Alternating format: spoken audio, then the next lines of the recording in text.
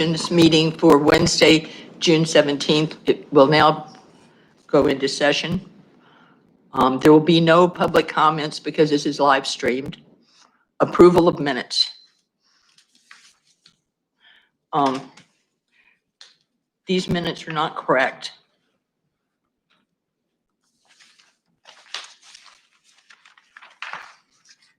Have you read them since you've arrived? Yes. Okay.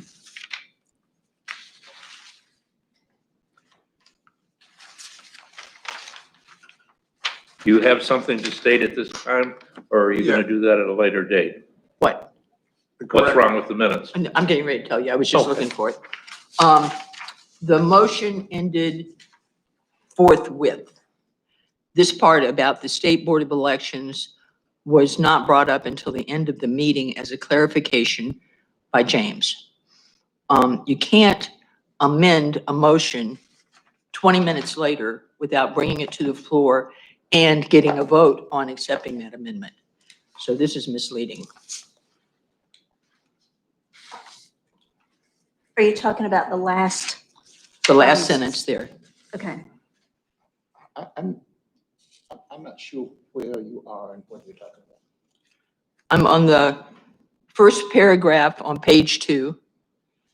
And it starts out Board of Elections. Okay. That the third sentence, sending it to the state board for final determination was not part of that motion. Yes, it was.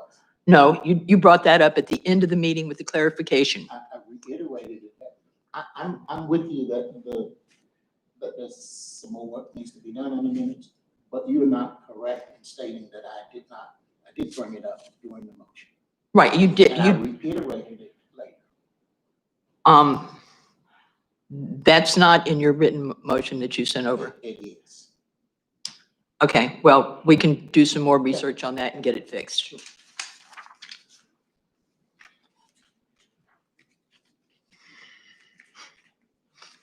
So will these minutes be tabled until the next meeting? Yes, so we'll table these. Are we gonna continue on with missing? No, we're gonna table Stop these now. unless you have something you need corrected. the votes, there was more than 3 of us. See, vote aye. Yeah. I will add that. Yeah. Yeah.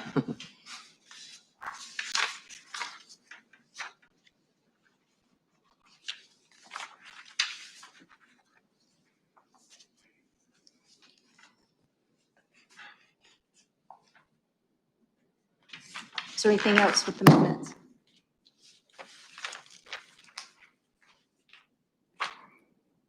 Under that same page at the bottom, Cofield provided subcommittee update as follows.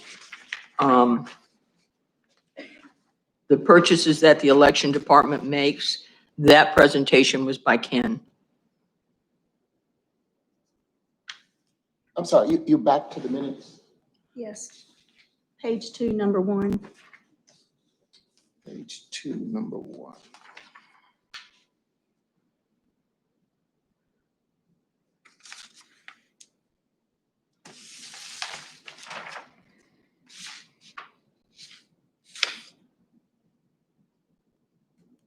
Okay.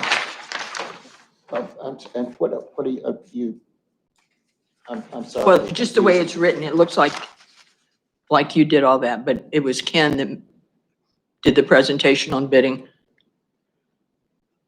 She says, Cofield provided subcommittee update as follows. I'll note that. Yeah. Did you bring the communications plan? Yes. Good, I forgot it. Are we done with the minutes? You Yes. said a couple Okay. minutes ago you were tabling them and then we went back to it. I Are we know. done with the minutes? I know, it's old Sorry. people time. I know, but all of us are trying to That's all the follow minutes. old Yeah. people. So. Okay. Okay, communications plan. The director's report. Oh, director's report, I'm sorry. The Dropbox has been installed, which I think you saw that when you came in the last time, and the signage has been added to the Dropbox in the front of the admin building. And the drop box will be checked twice daily for if anyone comes, and drops anything off in there that does not want to come into the building. And County Manager Robert Outen had it put on in that location so that if anyone wanted to drive up, they wouldn't have to get out of their car. So even people that are not able to get out, or if the weather's bad, they can drop it off. Now, they can drop off anything there, right? Registrations, requests for ballots. Absentee ballot requests, voter registration forms. Also, sure. May I'm sorry to interrupt you, Michelle, and I was gonna bring this up during our committee report, but since we're talking about the Dropbox, I might as well ask the question now. Is it possible, and this is a question, is it possible for us to have a Dropbox at least the other two early voting sites? We only have to have one here, need to have one here. If anyone needs to drop off something at the voting sites, they would need to give it to the chief judge because of security. Okay. I'm not sure that security answers the question, because if it's locked and if it's checked at the end of answer the is day. no. Okay, We cannot have another drop Okay. box. thank you. The commissioners approved the elections department budget, so there were no changes in our budget. So we have that to work with this November. Soil and water filing began at noon on June 8th and will continue through noon on July 6th. And I've also updated the website with some, this falls into the communication plan, but I've also updated the website with forms that have the county Board of Elections address on them. Good. So absentee ballot request forms, and other items that we have, notice of deceased voters, as well as cancellation of registration. So those have been added to the website, and we'll go into more detail about that, or you can check out the website and see those changes. So that's all I have today. Okay. Have you been working with Beth on the website too? Yes, yes. Okay, good. Well, we can get into that when we get on here too. Okay. Do you want to give the report? Yeah. What I just handed out, these are 8 things that we are working on. First, we want to review all the forms and documents, make sure they're up to date, which Michelle is already doing here, and made to conform with the new state law. And wherever we can, we want to replace the generic wording, such as contact your local board, with the actual address and number of the Dare County Board of Elections. And of course, we'll get those approved before the changes are made. We want to redesign and rewrite these informational brochures, because we have to make sure those comply with the new law. The 3 of them are the student poll worker recruiting guide and application, the MAT brochure, and the application for poll workers. Third, we want to update the website with user-friendly current information. And hopefully we'll have fresh videos and photographs to reinforce the safety of voting in 2020 and provide links to forms that can be downloaded. With the DMV partnership, et cetera, we will coordinate that with Michelle and with the Dare County PR. 4, we will provide bi-weekly Q&A columns with our journalist here to the media to educate the public about topics such as absentee ballots, provisional ballots, early voting, electioneering, placement of names on ballots, etc. Again, coordinate with Michelle and Jackie. We want to reach out to young or soon-to-be voters through promoting the Student Poll Worker Assistant Program. So since school is not really in session, we'll have to go through the contacts we can come up with. We will coordinate that with the school officials and Michelle. And then something we met on yesterday, we want to create a voter registration training video for librarians so that they can know the rules and law themselves and also help patrons This guidance is actually mandated by the state to occur every 2 years, which Sandy found out. The video also can be used to educate the public. The county is paying for the cost of the video, but the videographer needs additional funds to play actors. So we'd like to get approval for a budget amendment for $250. We'll develop posts for social media, coordinate with public relations. We'll create ads for print and web advertising related to column topics and/or website links for more information. So lots of communication going on that we've planned in an attempt to just make it reassuring and simple and safe. We've met with Dorothy twice. Judy, Michelle, Jackie, and I have met with Dorothy and her staff twice. Once to go over the general plan, and that's when Dorothy offered to pay for the video. And yesterday we had a phone conference. I had a phone conference. They had like a Zoom thing, but I'm not going to get tech with it. And talked to Chris Sewell, who is a videographer, and he is Chris out. Hannett. Hmm? It's Chris Hannett. What did I say? Sewell. Panic, It's Chris Hannett. Where did I get Sewell? We talked to him about length and what our target audience was, and we'll have to get back to him. They all know that we have to have approval from the board first. There's a lot of things that we can do. It sounds like a lot, but since all of it's connected, you use the same information, you just present it in different ways. So that's where we are. We need a motion for the $250. Pardon? You want to make a motion for the $250 now, while we're at it? Please. I make a motion that we authorize $250 for the video Actors. actors, yes. Second. All in favor? Aye. Aye. All opposed? Okay, we're also getting, in addition to our own budget from the county, we're also getting, I think it's $6,000 from the state to use for outreach and education, because they know there's going to be a lot of confusion this year. Is that part of that $22 million that they put in to get that I think so, government money? yeah. Yeah, The care package? yeah, because they care. I might add, if I can, I think that this is a good outline of the work that the subcommittee is doing.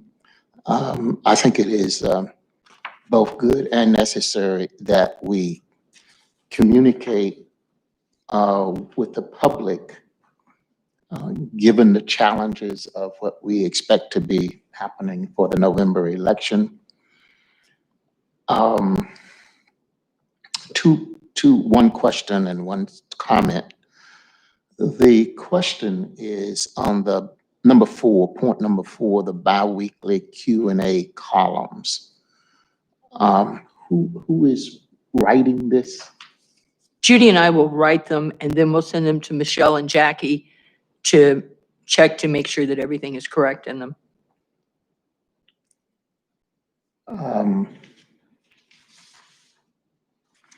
I guess I'll have to think through that a little more. It sounds like maybe it's something that the board should weigh in on before we communicate to the public, as we traditionally do. Although if it's something that the staff does traditionally, that sounds okay. But I think the problem with coming back to board with all these is right now there's Beth, Sarah, Dorothy, Michelle, Jackie, and Judy and I working on all this stuff. And if we have to do that and then wait for board meetings and come back, I just think it's too cumbersome. I think as long as Michelle and Jackie see it, I think that should be adequate. And you're referring to questions and answers like, how do I complete my absentee? Once I complete my absentee, when do I receive it? Right. That's what you're referring to. That's right. Nuts and So bolts. it's just giving more detail rather than just going to the website and reading a column. It's getting more detail of circumstances people might find themselves in. I think that's okay, for nuts and bolts, Yes, and that's. question and answers. But I will remind us that when we started down this road with subcommittees, that we said all decisions would come back to the board for a decision on, that the subcommittee would make recommendations. I think we generally ought to stay with that tone, but for the nuts and bolts kind of thing with question and answers, I'm okay with the staff making that decision. But all of the five of us are not on the same wavelength with any given issue.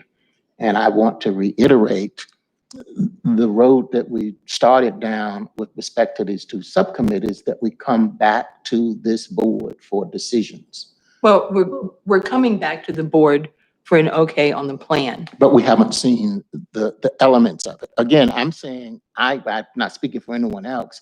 I personally am okay with the question and answers, nuts and bolts, as you have explained it.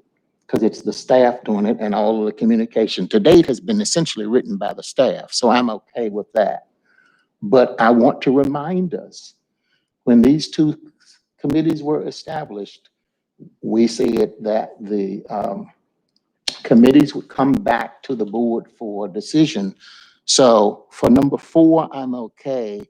But for the other 7 pieces of this report, I would like for your committee to come back to this board for a decision before they're implemented. I don't know what the decision is. I mean, if you're approving the plan, we've told you what we plan on doing. You know, let me make it simpler for you, Sandy. Suppose the logistics and operational planning committee had made the decision to go forward and implement precincts without it coming back to this board for review. I think you would have a problem with that. That is not the road we traveled down. The committee did work. The recommendations I will make today, and the other committee members will comment, but the decision is a board decision. It's not a subcommittee decision. So again, when we established these two committees, what we indicated, what we said was that the committees would come back to the board for decisions. And I think that's entirely proper. And I think that's the way we should continue to proceed.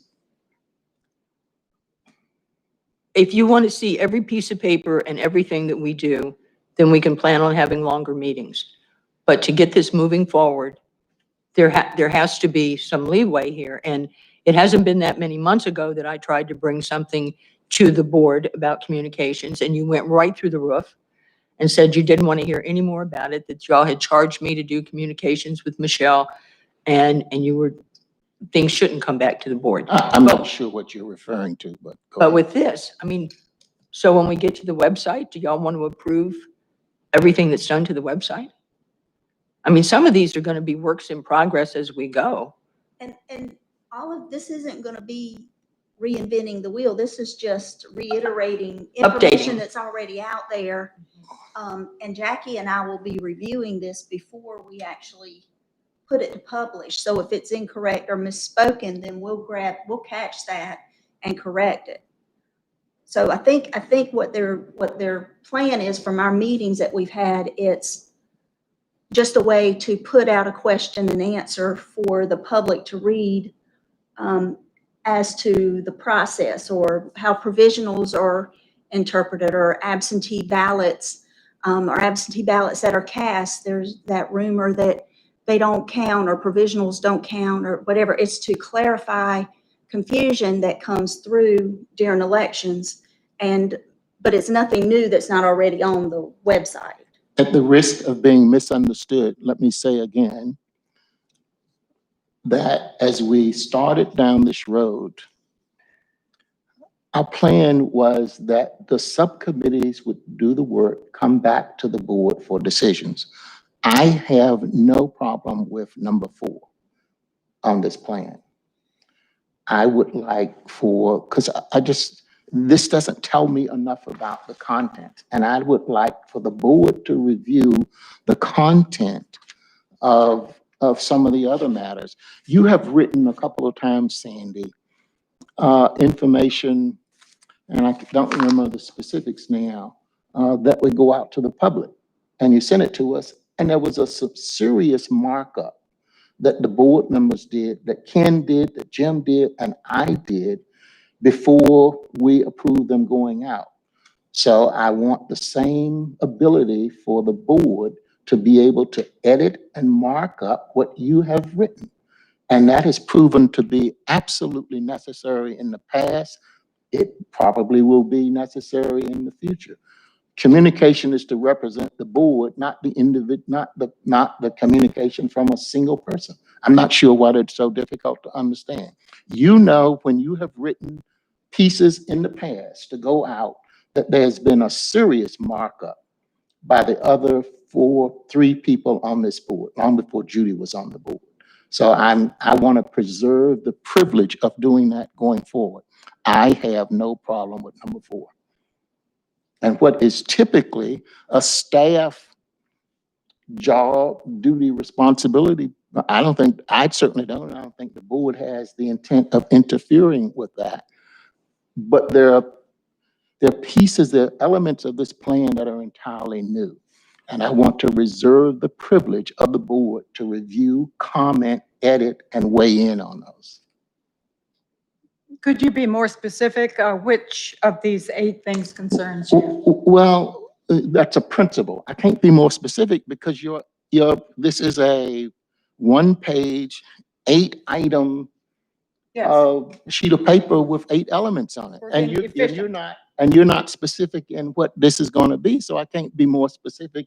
we are than the plan translating is. existing knowledge and information that already appears on our website for the public. Well, some of this does not appear on the website. The principles are on the website. And tell me what you're worried about.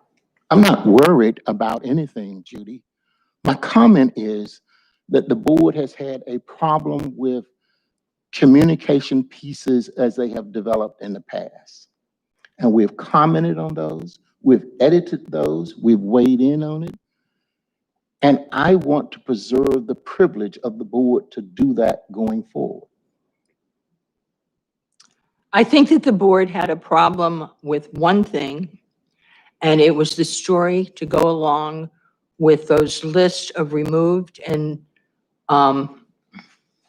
what's the other word, Michelle? Inactive. List. And the biggest complaint I had from Ken, because older voters or older poll workers maybe some of them weren't going to work this election, and he took issue with that, and so it was changed. And I can't think of anything that's gone out to the That's public. one, but then that's a good example, but there have been several pieces like that you've drafted. And if the board hadn't weighed in on it, then they would have gone out as you wrote it. And the board did not agree with those pieces. That's one that you mentioned. And I want to preserve the privilege of the board to review items that speak for the Dare County Board of Elections, period. I'd have to say that I agree with that 100% because looking this over, the whole thing is very arbitrary and it's an open door. It says here, do whatever you want to do. And if you don't like it, too bad. Well, if you notice in these, it does say that it will come before Jackie and Michelle for review. And that before gives you it's final actually- approval on everything, right? Yes. So it wouldn't go to the website. I would be the one adding it to the website. They do not have authority to add it to the website. So So it back to wouldn't what we go. said before then, if you are the final word, again, the board doesn't have any control. So whatever they decide to present to you, if you just arbitrarily sign off on it, the rest of the board doesn't have any idea what you did. Okay, so the board wants to see the Q&As and the brochures. Well, no, you are trying to go down you're twisting this. No, I'm just asking a No, question. I have said 3 or 4 times that I personally have no problems with number 4. The Q&As are number 4. Now, why would you then say, well, the board wants to review the Q&As? Well, I don't When I know. have, no, let me talk. When I have said 3 or 4 times that I personally have no problems with that, and you mentioned that as the first thing that the board wants to review. Let me say yet again, we started down this road with a statement that the 2 committees would work on various things. Mhm. We identified what those various things were, and that we would come back to the board for decisions. And so I would like to stay with that principle. I want to preserve for the board the ability to make decisions on these matters. There are some things here that that are new for the board. I mean, I think the things that are have traditionally been done by the staff, my own view, it's okay for the staff to do that. But we're going down a road with some new things. I just remember another thing. You made some comments some months ago about the poll worker applications. And Yes. there was so that's number 2, poll worker applications. And there were serious edits to that were made by staff, by board members. So I think there is intelligence to be gained when other people weigh in on matters. And I want to preserve for the board the privilege of weighing in and editing before something goes out in the name of the board. Okay, could you be specific? If you can be more specific about these 8 points on this one piece of paper, then I can be more specific about my comments. Can you be more specific about the 8 points on this one piece of paper here? Sure, which one would you like more specifics All of on? them, all of them that you want us to sign off on. Okay, review all forms and documents to ensure they're up to date and that any changes made conform with the state law. Where allowable, replace generic wording such as contact your local board with the actual address of Dare County Board of Elections. Michelle has already answered that. We're working on updating those. Yeah. And several of them have already been added to the website. Redesign and rewrite informational brochures as needed for correct information. Let me back up. That sounds straightforward. I would assume that the document that you rewrote some months ago would fall under this category. What document? The document about poll workers. I don't really know what you're talking about. Do you know what he's talking about? It was revised, I don't know, 4 months ago, 5 months ago. Yes. Yes. No. If you're gonna do number 2 again, I would say this, go ahead and make up your list of what you want to do and then present it to the board and we'll look at it and see if it's viable. If it's not viable, we're gonna say no. So you want to see, Everything you're gonna change. okay, I'm not sure why you're having such reluctance accepting this. I'm not reluctant. I'm just trying to clarify what it is you want.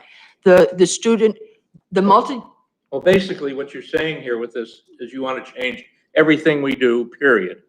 And I want to know why, and I don't want to know what. so that it reflects the law. These things were all changed in the most recent law that was passed. I don't think that informational brochures are law. The information has I to don't think reflect. recruiting guides are law. I don't think applications are law. Well, the laws We- are different. The laws have changed. Why do We you want have to ex- change them then? Well, We have experience with this.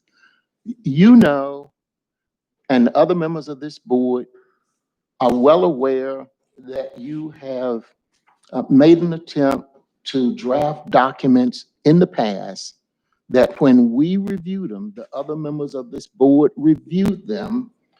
We edited them, we commented on them, we changed a number of those items that you have. You thought it was straightforward, but when it was, when these documents were brought before other members of the board or all of the members of the board, there were some serious changes made to them. I want to preserve the ability of this board to make the final judgment of communication that goes out in the name of this board, period. Okay, back to Jim's question about number 2. There have been changes in the law about the student poll workers. There have been changes in the law for this year about the multi-partisan assistant teams.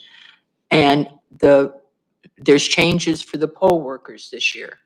Those things need to be updated in the brochures. It's not something that we're making up. It's in the laws that have just been passed to go with this year.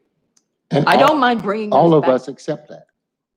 And we want to change, you know, if the law's been updated, where the law has been updated, we want to make those changes. Well, and that's what, Well, what's your reluctance of bringing it back to the board? so I'm just trying to find out what it is you want. Do you want the brochures back in before? We want to see the final content before they are printed. Approve the final content. Okay. That's fine. Update website with user-friendly current information.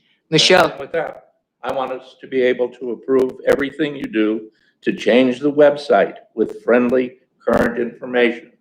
We want to be able to look at it and look at the videos and the photographs and see what is being placed out there for the voter to see. We want to find out what kind of links are being set up here for the voter to download. You are very reluctant to have the board review these items, but we have some history here. It's not like we're confronting this for the first time. I have made comments in the past about the website, and there have been comments that the whole board has had the opportunity to look at and weigh in on. Yeah. Why are you trying to short circuit the board review?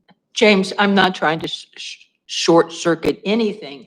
Michelle is working with Beth in PR, and they're coming up with a better way just to reorganize that stuff, and then so we can put the fresh stuff on there. And I accept that you are working on that, and you're doing that with my blessing.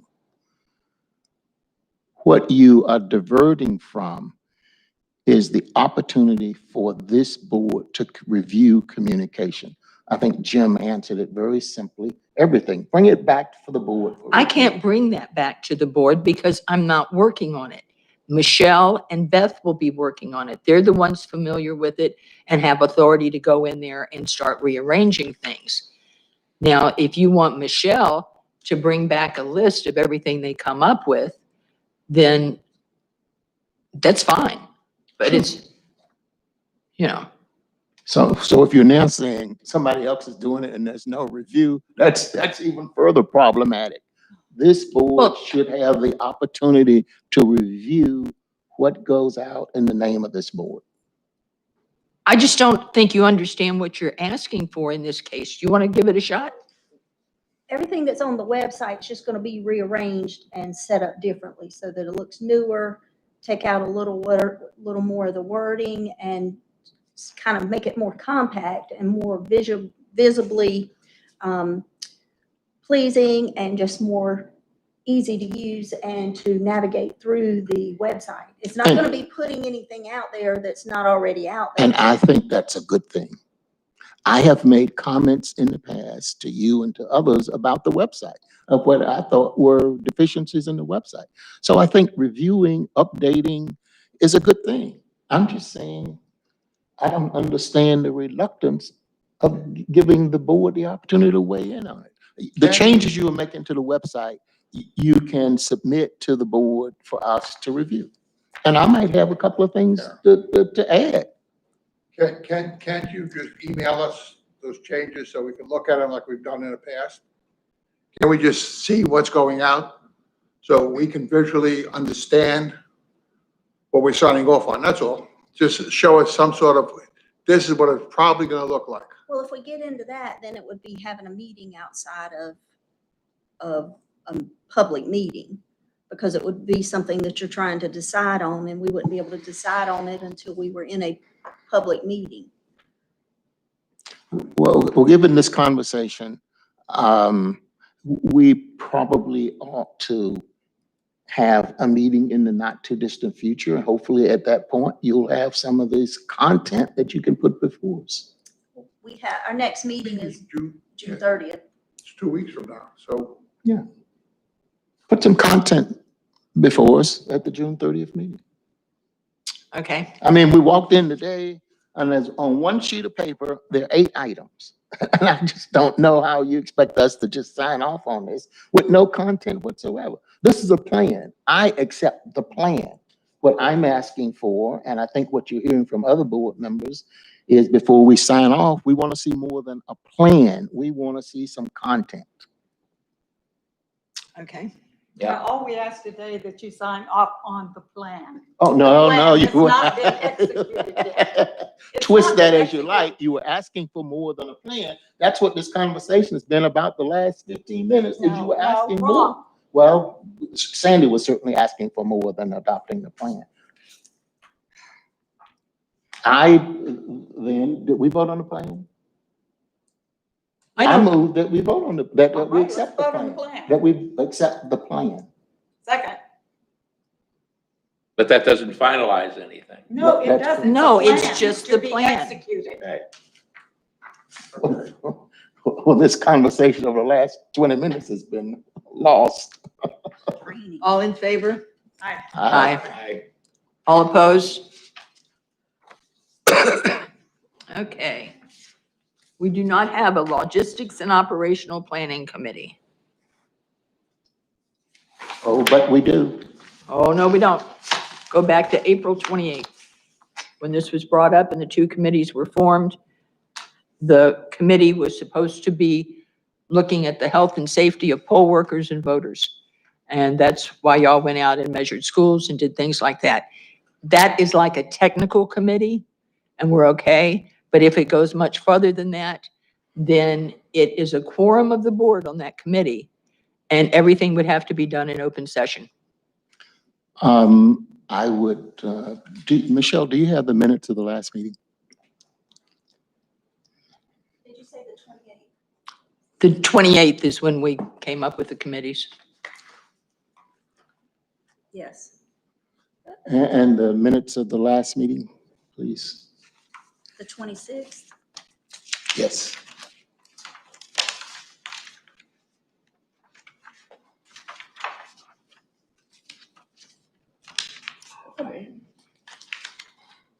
Oh.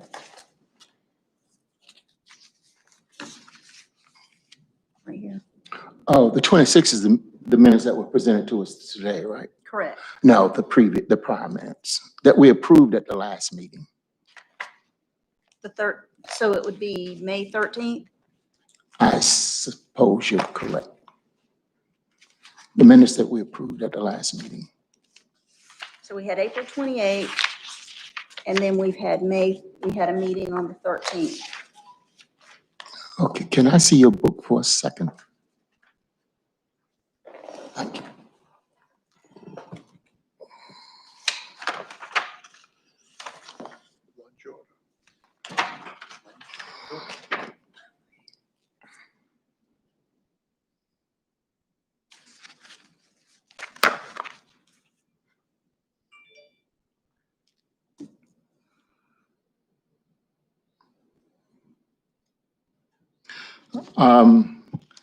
The minutes of the May 13th meeting, 2020 election plan, I'm reading from the minutes. It's an open meeting.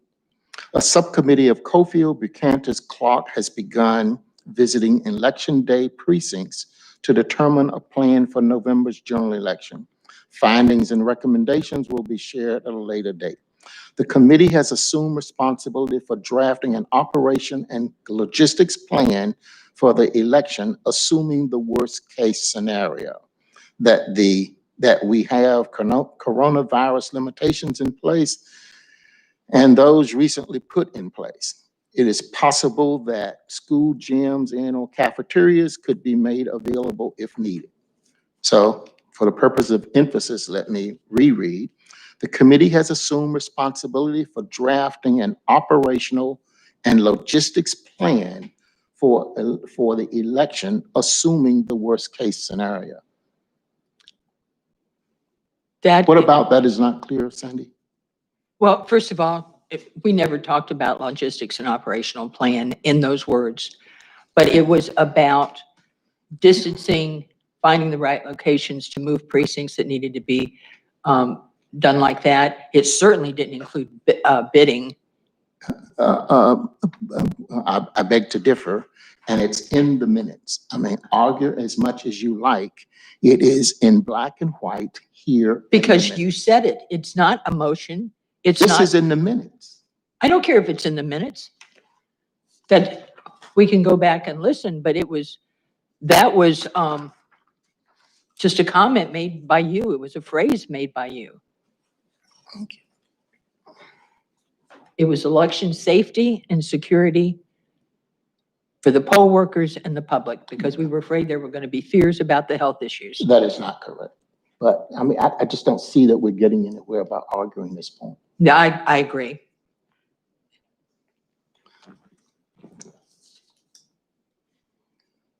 So are we to number 5 on the agenda?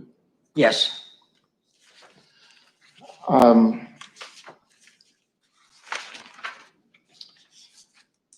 First of all, it is the objective of the Logistics and Operational Planning Committee for the November election.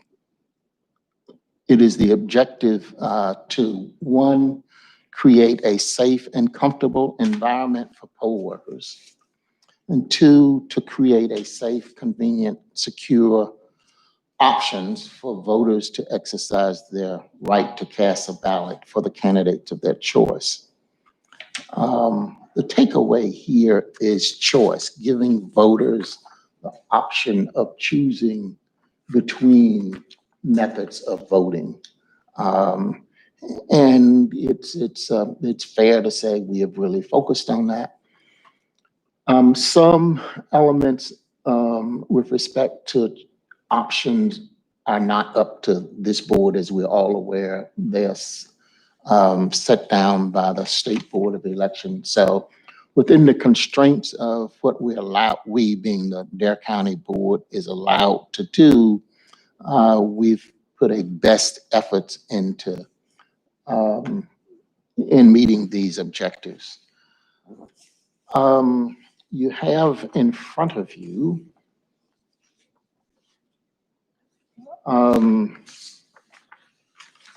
recommendations that we are making today regarding precincts. And you've had for a couple of weeks now, copy of a memorandum that I forwarded for informational purposes only to the Dare County Board of Education. And that was a request that they simply reserve certain schools for our use, with a clear indication that this board had not made a decision yet. But we felt it important to give some indication to the Board of Education that we would like to use these schools. As we've come to understand, gyms fill up pretty quickly with requests of outside groups to use various gyms. So at any rate, this was just an attempt to reserve some dates with the Board of Education to make our process as little disruptive as possible. So for precincts, this committee is recommending that we use various schools as voting sites for the November election. And we're recommending that we use one school as an early voting site.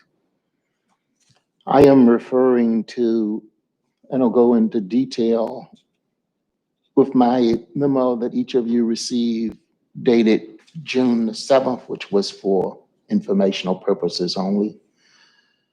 Let me back up for a second.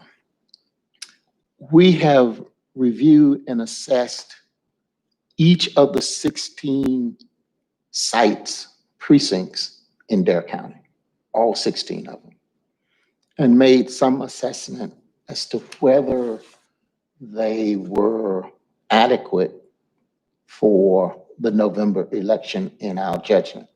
And adequate meaning, could they handle the traffic, the voting traffic, with the social distancing, which we are now looking at, and we can only assume it will be at least that in November.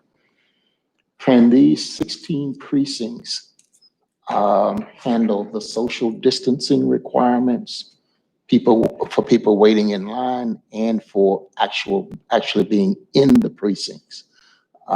Is there enough space in the precincts to handle the distancing that will be required for the voting machines, the poll workers, and the like? So that's the basis of the assessment that we made for all 16 of the sites in Dare County.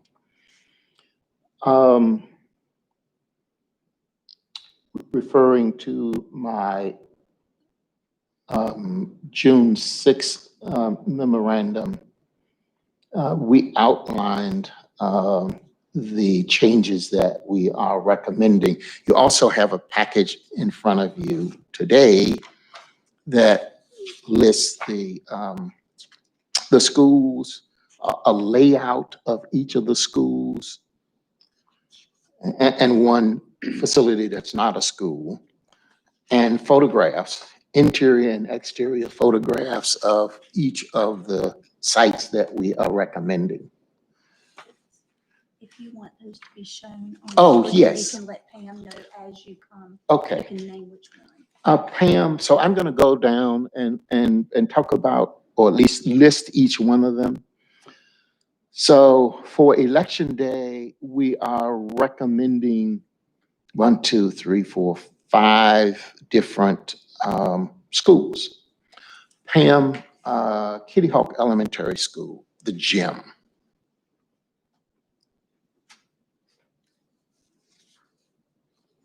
That is the Kitty Hawk Elementary School.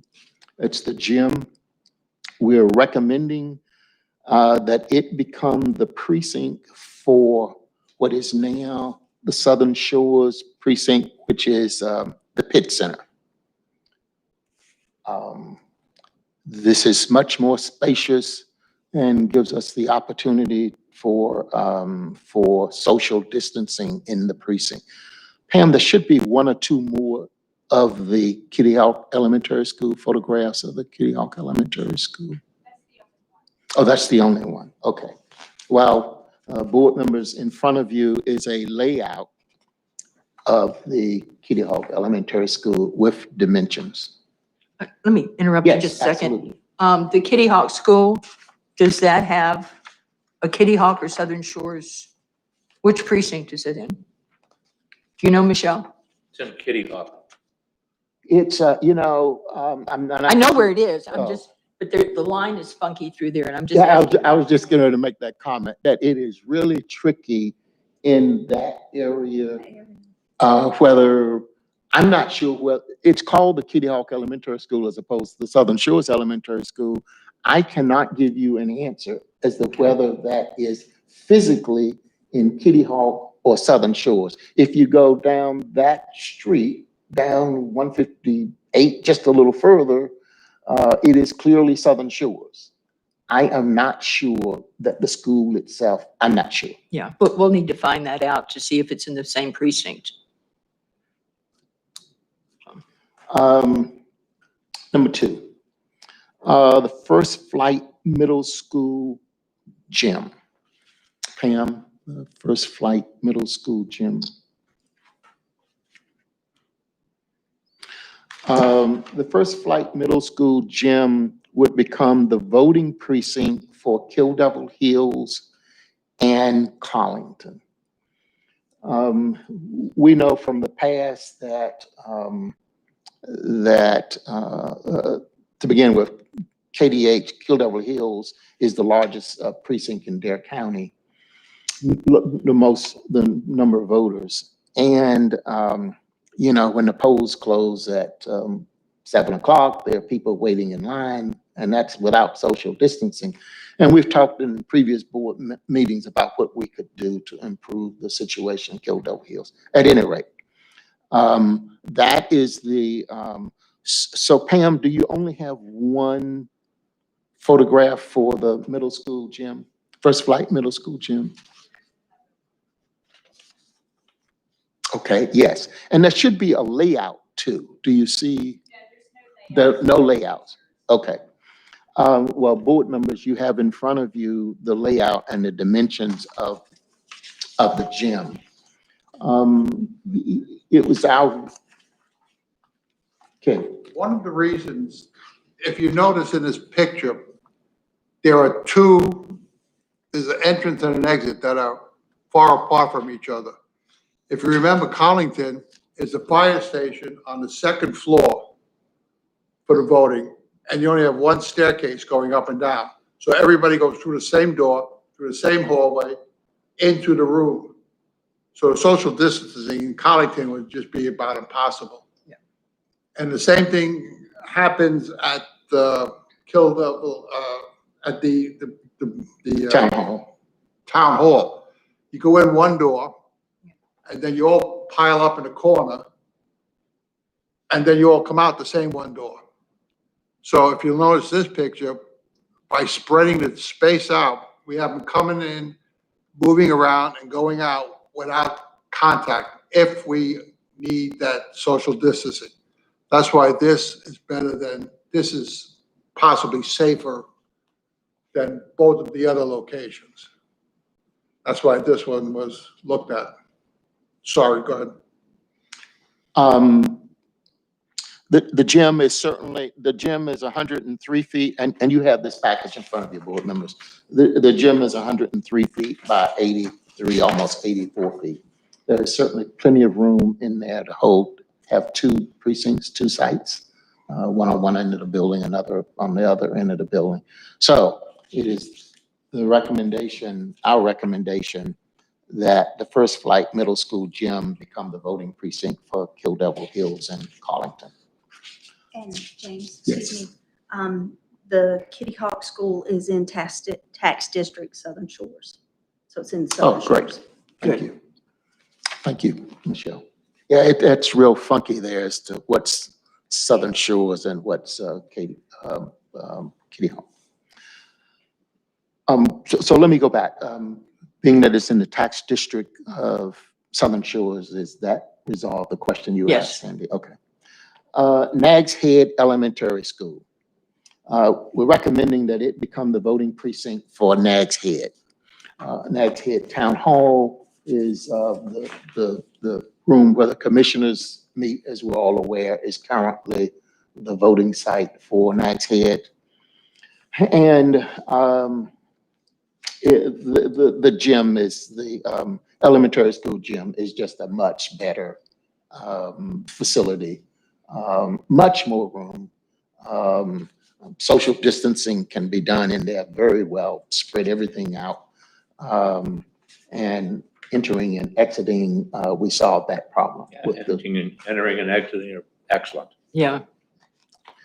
Manio High School gym would become the voting precinct for Manio. And the same with all of these the schools, they just give us infinitely more space, and social distancing is not a problem at all with any of these gym facilities.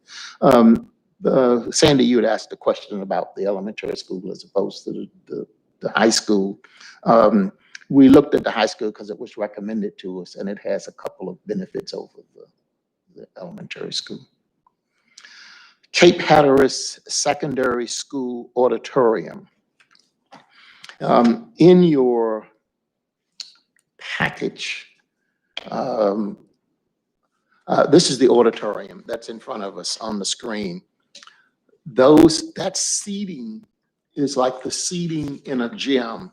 It pushes back to the wall. So all of that seating gets pushed back to the wall, and we have a wide open space where you're looking at seating. In the package in front of you, you will see we actually looked at two facilities at the Cape Hatteras Secondary School. We initially looked at the gym, which would have been just fine for most purposes, and we looked at the auditorium. We looked at the gym first, dimensions being 110 feet by 103 feet, but it was somewhat problematic because it was a little further away from the parking area, the parking lot. And we thought that would be, Ken, do you want to speak to that since you were very vocal on that? 167 feet from the curb. You park behind the curb, then you have to walk up 167 feet, do a couple little dog legs in and out, and then you get into the doorway. By the time you get to the doorway and you happen to be over 45, you're so tired, you forgot where you went there for. So it was okay if you were, a 25-year-old athlete who could sprint up. I think it was just extremely far away, and especially in November when it's cold and dark and possibly wet. That's why. And for curbside. So yeah, it presented a problem for both Yes. voters and for curbside. Curbside voting would be almost impossible. We were fortunate there, or lucky is the other word to use, that they had an auditorium, which was it was right next to the parking area. And you can see on the layout, the graphic layout, that it just works fine. And it has enough space to accommodate our voting needs there. So while it's smaller than the gym, it's large enough to serve our needs. And this is for Pheasant and Buxton. So this would be for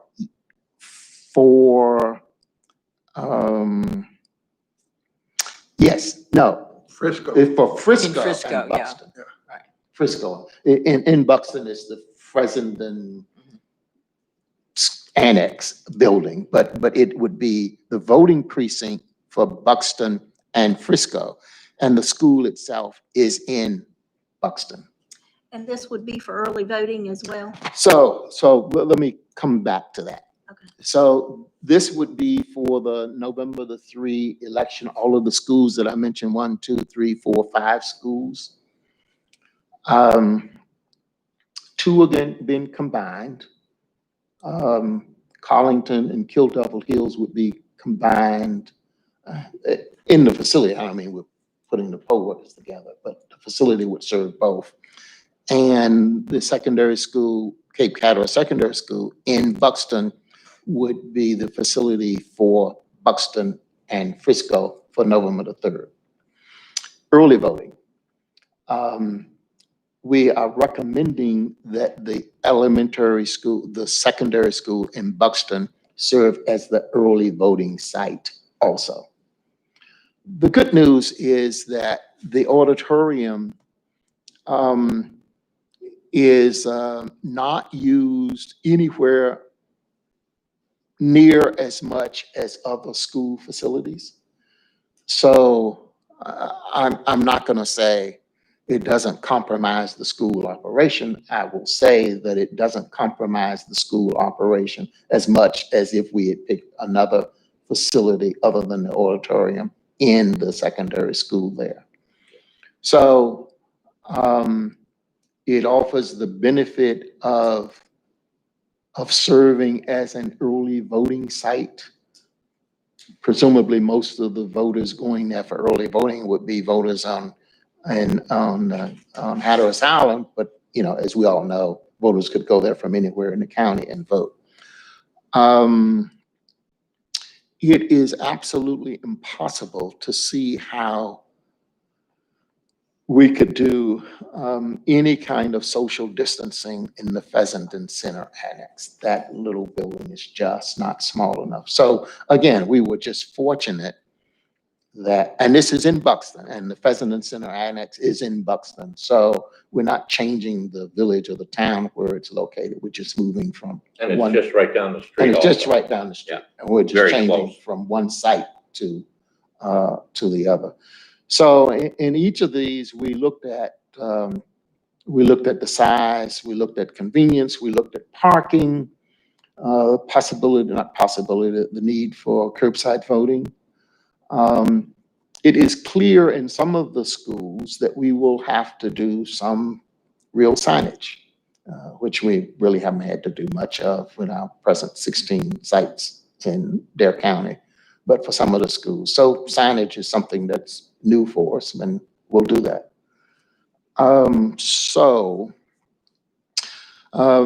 We've had a good working relationship with in setting up these various meetings and visiting the sites with the representative from the Dare County Board of Education. That will be a close coordination with the Board of Education to make this work. And we expect a close coordination between our staff and the head of facilities at the school department. Ken?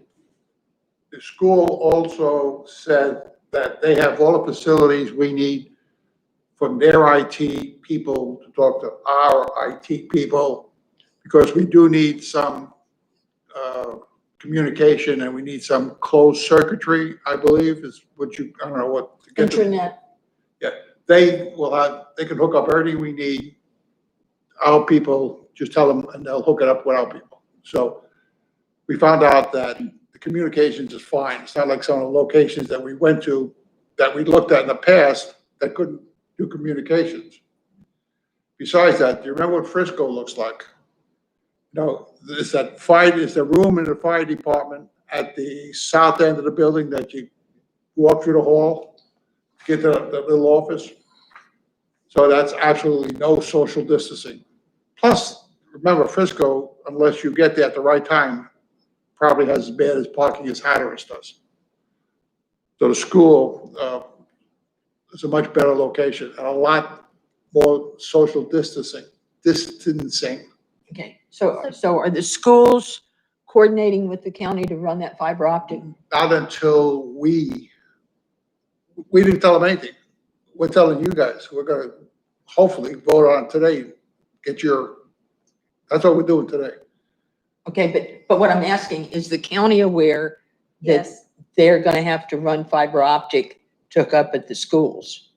they won't have to run a fiber optic. They'll be able to do something Yeah. different. The schools have the facility, they gotta know whatever the secret codes or their machines talk to our machines. I've talked to Dare County IT, and they will be able to accommodate us if that's what we need to do. Okay. If Yeah. there's a decision made. And it wouldn't be necessary in all of the locations. Okay, and if we move Collington and Frisco, we have to notify, is it all the voters in those precincts or all the Have to residents? Notify all of the All. voters Let's for change it. each precinct of whatever change was made. We'd have to do a mailing. Yeah, it was 90 days before the election or 90 days before early voting. I don't For the remember. election. That's The election, not early voting, just the election, okay.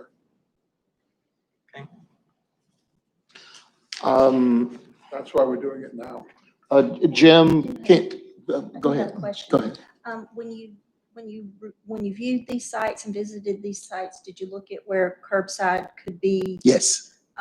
What about restrooms? Because if Yes. if school is in session, are there restrooms that are where they wouldn't be going into The the school? That's Rooms right, are in the specific gym. to the gym. Each facility has restrooms there and there Side. within so most of these are gyms. Only one is a auditorium. So all of the gyms and the auditorium both have restrooms there, right there. Okay, so there wouldn't, voters wouldn't be going, or even poll workers wouldn't be going within the school for any reason. That's correct.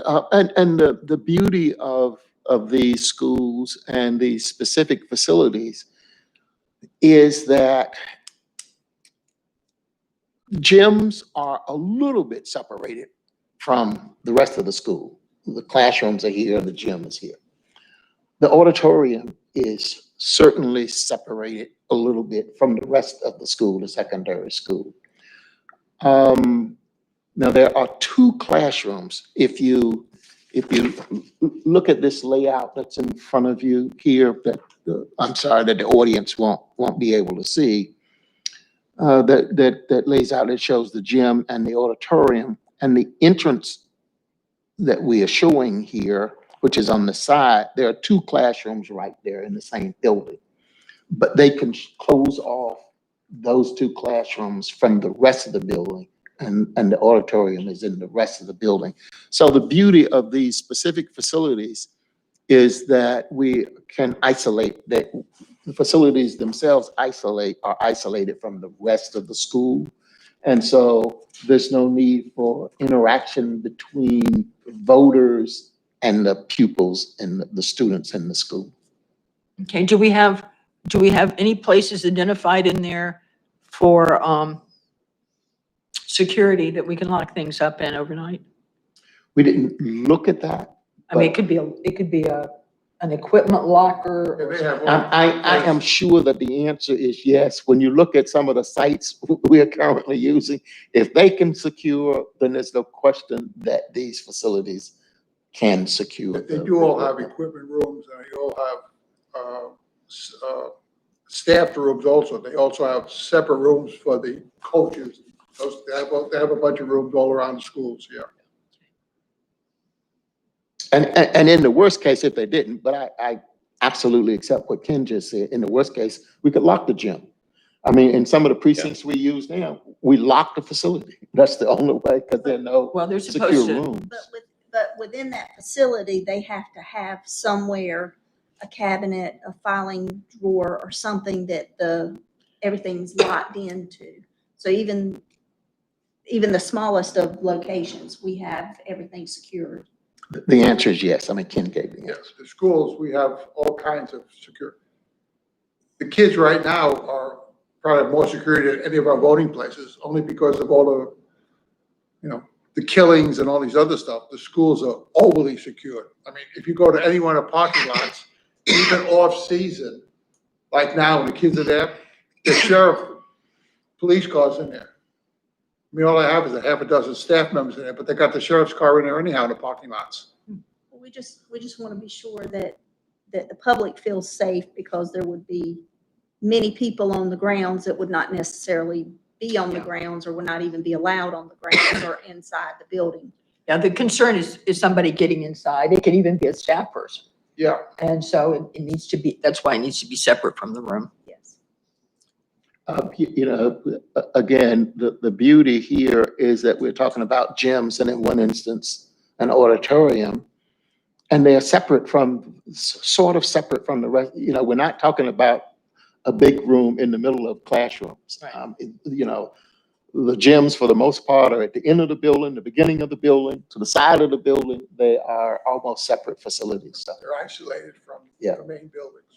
Okay, and both precincts that are going to be sharing space will be manned differently so that we can keep those precinct numbers straight. and they're big And enough separated. to Yeah. spread them out. Yeah, big enough to spread way out. What about? So, I'm sorry, one more let- question. go ahead.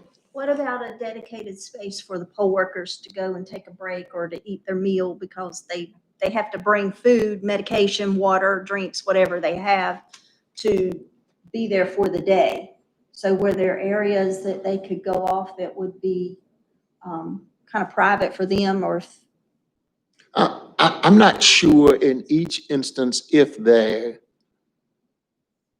are separate areas. I can't answer that, but the building is large enough to accommodate them segregating themselves from the voting activities. If you look at some of the precincts that we use. I'm thinking about the Fessenden Center Annex as an example. That's a small building and there's no separate area there.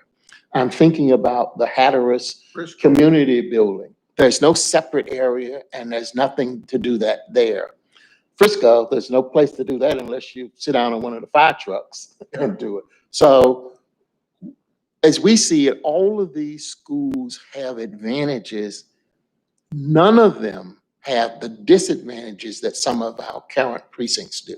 There is no place in Frisco to do what you just asked. There's no place in the Hatteras Community Building to do what you just asked. There's no place even in Duck to do that. Well, I know Frisco and different ones have refrigerators, or they have like that little kitchen area just off from their voting site. So we just need to make sure that our poll workers have a space that they can go and take a deep breath and drink something, eat something, so it And doesn't take look their like mask they're- off if they need a break Yes. for a few So- minutes. And now at Cape Hatteras, they have, as you go in the hallway, Yeah. there is like a snack bar in there. Yes. And that might be equipped to where that would work there. It's been a long time since I've been in Kitty Hawk and I can't remember what they might have. But that's something. No, that's they gonna don't have in Kitty Hawk either. Again, these schools are large enough, the facilities are large enough to accommodate some separation, even if they don't have a break room. And, and there are some sort of separate little areas, in the gym, it's a big room, and then there's the gym, and then the locker rooms and bathrooms and stuff. So the facility itself is large enough to accommodate plenty of separation. Most of the gyms have facilities for their staff, for their gym Right. people, et cetera. Right. So they all have rooms on the side. I'm sure if we asked nicely, they'd leave the coach's room open so they can go in there and sit down and have a sandwich and whatever they want. I mean, the schools have all kinds of facilities built into the, They have all kinds of convenient restrooms too. That's not an issue at all. Okay, this is our best case scenario. We Right. know that no matter what happens, we're gonna have to social distance and stuff. So what about the worst case scenario? This is the worst case scenario. Oh, no.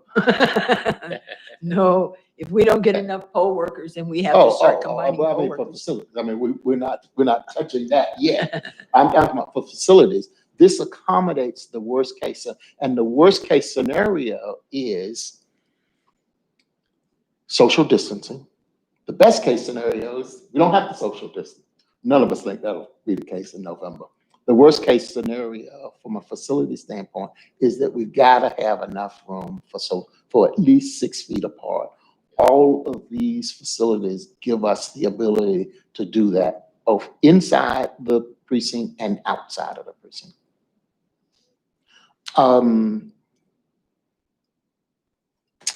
Michelle, you stopped me from making a point, and if I weren't as old as I am, that would not be a problem, but. Wasn't it about taking a break? I'm sorry, but other questions, Sandy, Judy, Michelle, other questions about any of these? We're just talking facility, not people. Right. We got the place, now we'll figure out how to fill them up.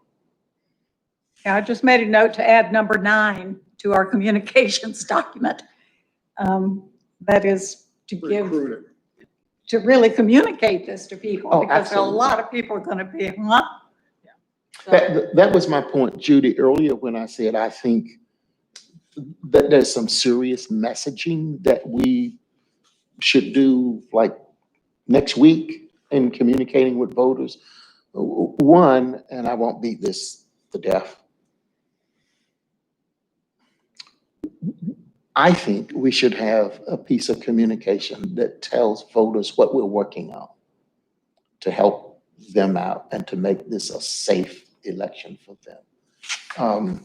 Separate from what's here, but Judy, that would be an element in there to give voters advance notice of what we are working on to make life good for them. Some of the things,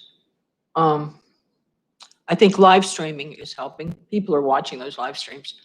And, but some of this, we're not going to know until we put the call out for poll workers.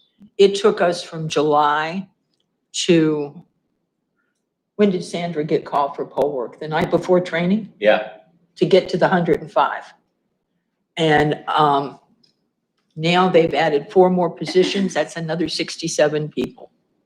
I don't know how we're going to do that. We need to get at least a first indication from these poll workers whether they think they're going to be willing to work, so that we know where we are. And then once we have that, then we might have to go back and look at what other precincts to combine so that we have enough people to handle it. And I think that's going to be the toughest part of the job. I think you're right, Sandy. All of us are on the same wavelength there. I chatted with Michelle the other day and asked her a question about poll workers. I think you're absolutely right. Again, this is just dealing with facilities. I understand. But it wasn't a hard choice for us to suggest combining Kill Devil Hills and Carlington in a single facility, because the facility is large enough to accommodate that. Yeah. And it was not a hard choice for us to suggest combining Frisco and Buxton into a single facility. And Kitty Hawk and Southern Shores. Right, because it's large enough to accommodate combining two. With So- lots of room. Are And you it- going to combine Kitty Hawk with Southern Shores? No. Or not? No. Oh, okay. Yeah, I didn't think so. And in other jurisdictions, the states and elsewhere, schools are often voting sites. And as I think Jim reminded me, some areas, Chicago might be one, Illinois, Yeah. that the voting day is a holiday. So people are not Voting right there, day so is a they expect holiday. to go and vote and go to a school. So the schools are not in session and they typically use schools. So this was, it was sort of a no-brainer for us. Well, when we get that other information, then we can go back and look and decide. We will have to tailor the precincts to the available workers. Right. Sure. And that's going to be a chore, That is. because there's going to, And it's nobody gonna be- wants it to be their precinct, but Yeah. we're just going to have to do what we have to do. Also, in my not notice, but memorandum to the Board of Education, asking them to reserve the dates for us. Michelle made me aware, and I made them aware that we're actually not asking for 1 day, we're asking for 3 days. Right. The day before for drop off and set up, and the day after for breakdown and take away. And I won't dwell on it now, but it is possible that we'll need the day before that. No, we won't need. The day before that will be just drop off the sneeze guards. So they don't need to close. All we're doing, that's just a delivery deal. So, because we're asking because we will be asking the school department to do something different and sort of special for us. We've made every attempt to be as accommodating in our thinking through this and in our messaging to them, asking them to just reserve these dates for us. And it may be that we would need, and most likely would need, to have the Friday before the Monday. So the Friday before the election day, the sneeze guards or any of that sort of thing that we would need to drop off would need to be delivered on that Friday before, because the same people that will be delivering the equipment on Monday would be the same people that would be delivering it, The sneeze guards delivering on the Friday. sneeze guards. And there will be so many of those that we would not have room to ship those at the same time. Plus we have to protect our equipment and supplies as well as protect the sneeze guards. And I have a image of those to share with you eventually. And I've made them aware in this memorandum to them when I ask them to reserve dates, that's a possibility we might, but that's drop off only. They don't need to interrupt any school activity for us to just drop off the sneeze guards. So, you know, we have thought, not I've thought, we've thought through, if we were on the other side of the table, if we were the school board, the school department, what information would we like and how soon would we'd like to receive it. So that was the idea behind this June 6th, June 7th email, which each of you got a copy of just for informational purposes, just to tell them what our thinking was, give them some advance notice that this is where we think we're heading. Again, the gyms in most of these schools are in high demand for extracurricular stuff. So, in a way, that was where we were headed. Okay, so what are we calling this? Phase one? Phase one of site planning? No, we're not calling it that. What the committee is recommending today is that these are the changes. We're not recommending any other site changes today. In our assessment, and you should be aware that there is now in the office a layout of each of the 16 precincts and photographs inside and out of each of the 16 precincts. We think that's needed here in the office, and it wasn't available, so now it's there. These are the only site changes that we're recommending at this point. So, and we don't see that we'll need to make some other decision down the road, but it might be.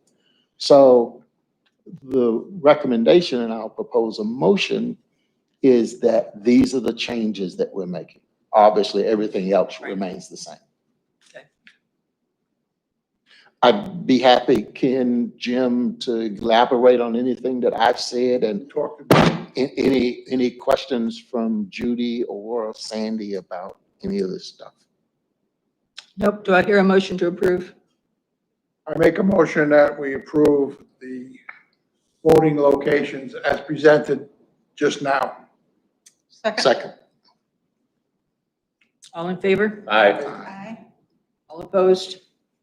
It goes without saying that we will now have to make a formal request to the Board of Education, and that we being staff will make the notifications necessary to the voters and to the State Board of Election. Well, I would hold off to the voters until, So state. I'll notify the state board, and then Yeah. what we would have to do is we would have to do a resolution, the board would have to do a resolution that would make these changes to submit. So I will check with the state board and find out the process of all of this and try to have something for you at our next meeting to have the steps in line for us to take if necessary. yeah, I would, Well- and I would think that by July, we want to contact those poll workers and see if there's going to have to be further changes. But I wouldn't put a time frame on who we notify who, but I would like to offer a motion now that would accommodate what Michelle just said, which is that we take all, so I move that we take all necessary steps, including those required with the State Board of Elections and Board of Education, to implement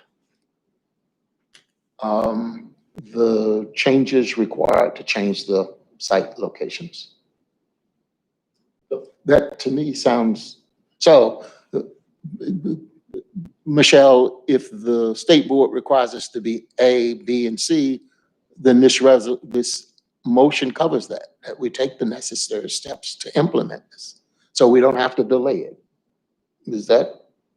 But we still don't know at this point in time whether we have to do this or not.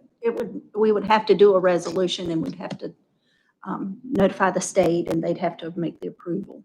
But I will. What my motion is that we are approving taking all necessary steps to implement that. Now, if they've got some specific language, then we'll look at that. But my motion hopefully is comprehensive enough that you can do it because it says that we take the necessary steps to implement this. Do we have a second? I'll second it. All in favor? All right. All opposed? Michelle, when you contact the state, please find out what is the latest. We can notify them if we have to start eliminating precincts. So that we keep that on the calendar and don't miss that, because that one we have to take back to them too. This is just for this coming election. Right. It's not Right. permanent. It's just for this election. Okay. Yeah. Want to make sure we. Clarification only, yeah.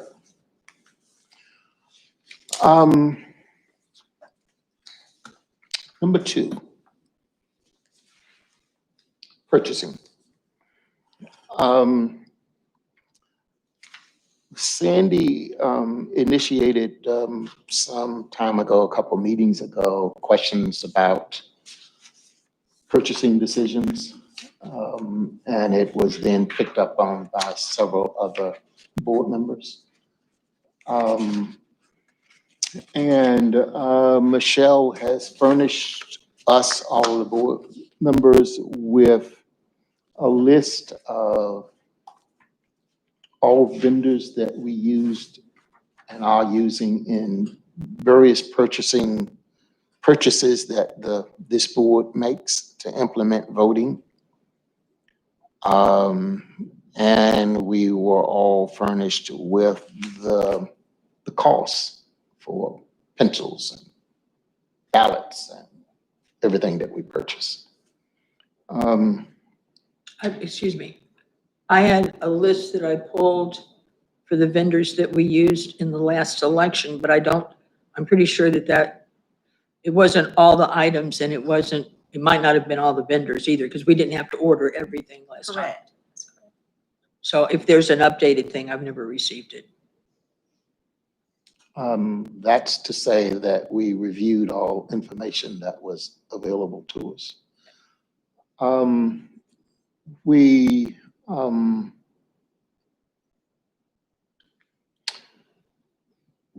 look at this upcoming election in November as being a little different. We expect the voter turnout to be heavier.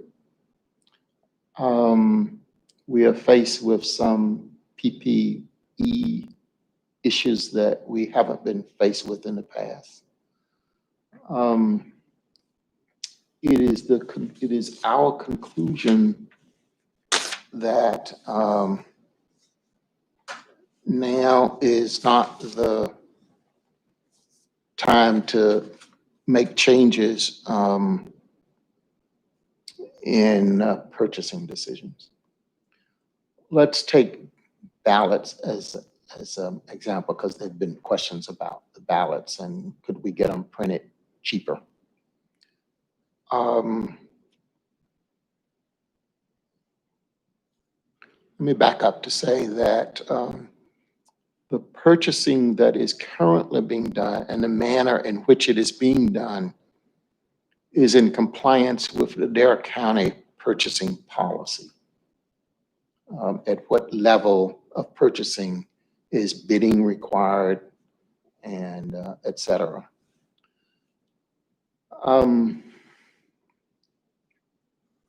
Let's take PPE first. We do not yet know what the state will actually be supplying to Adair County with respect to shields, gloves, masks. To the extent that the state does not or will not be supplying PPE supplies, the county will supply it. So we don't have to go out and purchase gloves and shields, face shields. The county will supply that to us. I assume that there is now a central sort of buying in the county, and I assume, but I'm not locking them in on that, that comes from the emergency management folk. I assume that, I don't know. But wherever it is currently being done, they will make those purchases for us. We don't have to go out and purchase any of the PPE supplies. And it's possible the state will supply some of that, but we just don't know. So let's get back to the other purchases that that this board through the staff currently makes. When you look at what's happened in other jurisdictions with problems arising, Georgia, a couple of counties in Georgia being the latest about a week ago, we don't want any surprises at the last minute. We want ballots to work. We want machines to work. And I and a couple of us have had a couple of extensive conversations with Michelle about ballots, because that's been something that's been raised a couple of times. That's also in statute, by the way. And I have been impressed, persuaded by Michelle's comments relating to the safety and the certainty and the validity of ballots that that are ballots we have purchased from a company that has a relationship with the supplier manufacturer of our voting machines, and the ballots are tested and then they run through another iteration of testing. So we can feel fairly comfortable that we won't have problems with our ballots from our current vendor. Michelle, do you want to elaborate on the ballots? Because we've talked about it a bit. Well, the ballots, when they're coded and then they're printed, but they're printed on a certain weight of paper, certain length of paper, and all of those are processed. They're sent through testing of equipment, like the equipment that we have. The printer also has that equipment so that they can feed it through this equipment to test to make sure that the cut is correct, that the barcode is reading properly, that the weight of the paper is proper, because if any of that is off, then it will not feed through our equipment the way it is supposed to. So there's an assurance in knowing that there's that relationship between the coding and the printing, the testing, and providing of testing before it ever comes to us, so that we know what we receive will work in our equipment and we won't have issues with that. And at this time in an election, like we've already have enough going on as it is, we don't know what's coming, but we know that if we're printing the ballots at the same company that have been printing them for years and print most of North Carolina's ballots and other states' ballots, then we know that we're working with a vendor that has looked out for us and that worked well with us. We have a good rapport with them. And as County Manager Bobby Outen said, why mess with something right now in the middle of all that's going on? If we were to save $1,000, it would be $1,000, but you wouldn't have that security of knowing that the printer you've been using has that assurance and the relationship that we have. So my recommendation is that we stay with the printer that we have.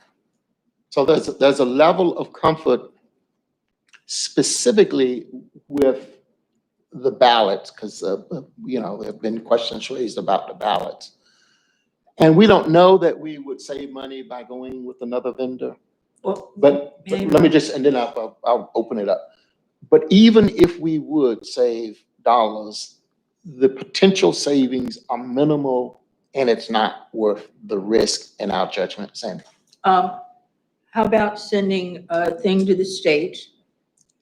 And because there's a problem in statute, it says that the bids will be put out every year. And it has never been done in Dare County because Dare County's bid rules were different. The state doesn't put a limit on it. Other than that, I'm certainly willing to let go of that, but there's a whole lot of products that have to be printed that don't have the sensitivity of ballots that I think need to be bid out. So, it is,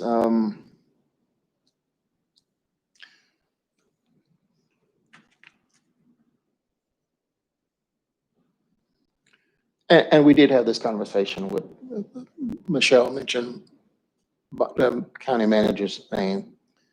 And I'm not saying this to put him on the spot because he's not here and he can speak for himself. In any of these areas, we don't know if we would save money by putting it out to bid. But even with the potential of saving minimal dollars, given this election, we don't see that it's worth the risk. We are in compliance with the county policy. The county has negotiated agreements with, say, like Staples and whoever else for the Board of Election and every other department in the county. And the county is satisfied with those relationships and with those agreements and the pricing we get. And so to go in a different direction just doesn't seem to outweigh any potential benefit. And we don't know that there will even be a benefit, but it doesn't seem to, the county has gone through this. And to make purchasing agents out of a 2.5-person staff, given all the complications that they will be faced with between now and November, just doesn't seem to warrant it. Well, the staff should not be working with bids. It's supposed to go through the finance office in Dustin. And the problem I'm having with this is y'all have had these conversations. You've obviously had a conversation with Bobby. You've had a conversation with Michelle, but we don't know what was said there. We don't know what was presented. And I think that's a really bad way to do business. I think there is value when we can get bids. And I mean, a lot of this stuff is no-brainers. All these cards and stuff we have to send out, they send out cards all the time here. It's just not a big deal. The printing, like with the instructions and stuff, that's not a big deal. If we can get those done locally, avoid the shipping, maybe save a few dollars in addition to that, but pump that money back into this economy, I think that that's an important point to consider. That's just my feeling. I think that the instructions could go to Staples or a printer. That's not somewhere our here. economy.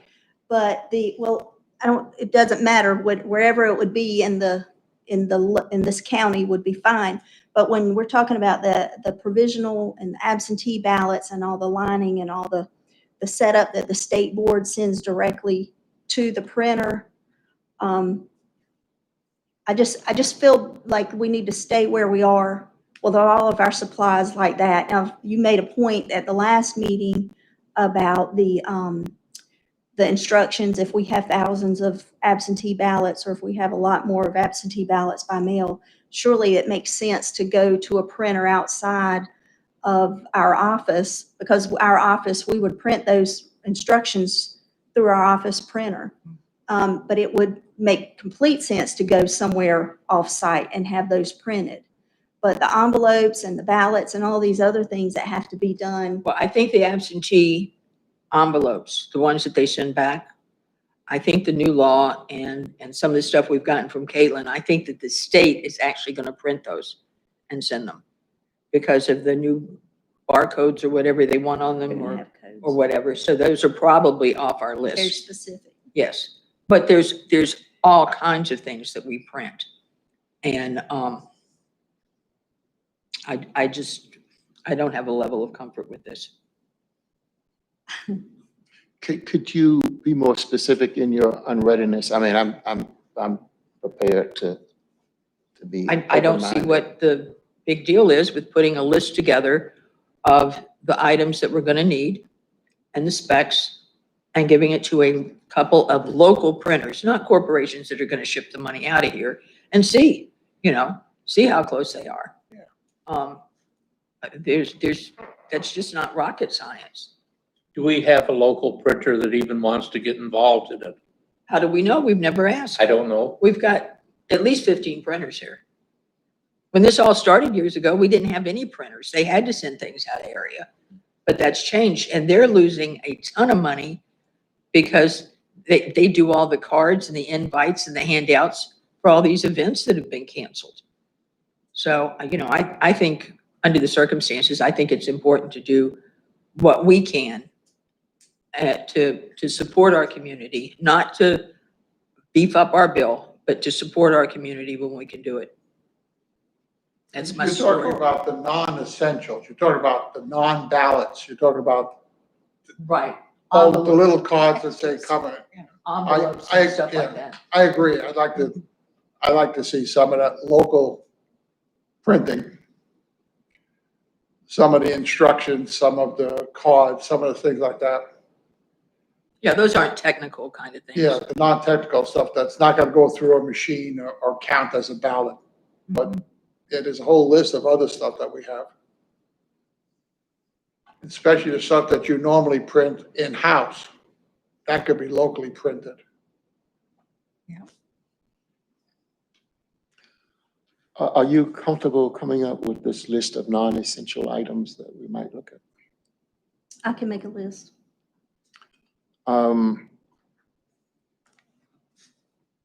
Sandy, I'd like to react to one thing you said is that, and I think you were leaving out staples to say we can look at. If we go down this road, then we've got to look at staples also along with other printers. So Well, we do if we put it out for general bid and send it to everybody. But my understanding from the last time this came up was that we could pick 2 or 3 people to send it to and send them the specs and see if they wanted to send in a bid for it. And the same thing with the companies that we've been using in the past. They should have to bid this if we go to a bidding process. for non-essential items, the kinds of things we're talking about, including some of the new stuff that you all will be recommending, I think that's fair game. Although I don't want us to be, let us not pick winners and losers here. Let us not pick who we're going to send it to and who we're not going to send it to. My point would be to send it to everybody. Well, that's the Yeah, point I mean, made. I know a few printers that I deal with, but I know that there's other good ones out there too. That's the comment I made because you were seeming to suggest we don't send it to Staples. And I'm saying we're not picking winners and losers here. If we're going to open it up, then we open it up. I am fearful that of all the things in front of us between now and November, that we're overloading our 2.5 person staff. I just I don't see us making a purchasing agent out of our 2.5 person. They're not staff. supposed to be doing the purchasing. It's supposed to be through Dustin and finance. That is not correct. That is That's not what he told me. that is not consistent with Dare County policy. There are vendors that have been accepted and approved by the county, and our staff makes those purchases. Am I right or am I not I right? order them, yes. The relationships are established by the county, and through those relationships, if we have to purchase pens, we purchase pens from who the county has established a relationship with. If we have to purchase paper, we establish a relation, we pay through the relationship that the county has established. But James, the county is not ordering all of our election stuff. They're ordering the office stuff, but they're not doing the mailing cards, the ballots, the envelopes. They're not doing any of that. They're doing the pencils and pads, but they're not doing all the rest of the stuff. You're ordering them I through, order everything that goes through our office. and everything goes through the county? Everything that pertains to my office, I order. Okay, what about the ballots? I order. You ordered the ballots through the company that supplies our machines. All of the auxiliary forms, you're ordering them through the same company that does the ballots? Are you talking about the mailing cards that say you haven't voted for 2 years? No, that's a different company. And who are they? You're voting, are they through the There's a county? company that prints our ballots, and there's another company that prints our confirmation cards or verification cards. Are they local or No, are they through the county? no. They're through Greensboro. They're in Greensboro. Okay, so those are the people we could look to see if anybody in their county would do. That's what we're talking about. The ones through Greensboro, we could see if anybody locally wants to do the same thing at the same price or cheaper. The ones that go through the machine, they stay with that same company. The ballots. Yes, the balance of that material stays there. But the other printing, we could try locally. That was the list, James, that I was talking about, to see if they can do locally. Yeah, I got The it. cards, the postcards, the I'm sorry you died, I'm sorry you're living, all the things. I'm sorry you died, I'm sorry you're living. Yes, Let me just- Staples. Let me just ask a question. So the postcards that we send out to verify the address of a voter, who prints those? But, custom creative printing. That's out of Greensboro. Yeah. Those are the kind of things we could see if they can Had no print here. issues with them. Had no issues with them in their printing. I'm just nervous about changing up anything that we don't have to change at this point with so much that's going on, so much that's coming on. And I understand that there are printers, people that you know that are having difficulty with not being able to charge people or not being able to have business because of things being canceled. But at this point in time, my focus is on this election, what's already changed up. There's a lot that would have to go into play to have this changed. And I think we have a good working relationship with this company, with all the companies that we work with. That's why we've stayed with them. That's why we've not changed anywhere. I don't know what the bidding was or anything that happened prior to me being here, but I know since I've been here, I've not had any trouble with my ballot printers. I've not had any trouble with my envelope or card printers. And I just feel like there's so much changing. Look at the way this meeting has gone today, just talking about what the plan of the plan of the plan is. My focus is on trying to keep this as simple as possible, not change up anything that's not broken. There's nothing broken with our forms, with our envelopes. I can show you all that we have in our stock. I just think we need to focus on our precincts, our poll workers, and the safety of the voters in this community so that they know that we're looking out for them and not trying to change an envelope when there's nothing wrong with the envelope. Well, these- Just another question. Who prints these off the top of your head? These were printed at Staples. And we can also copy them in our office.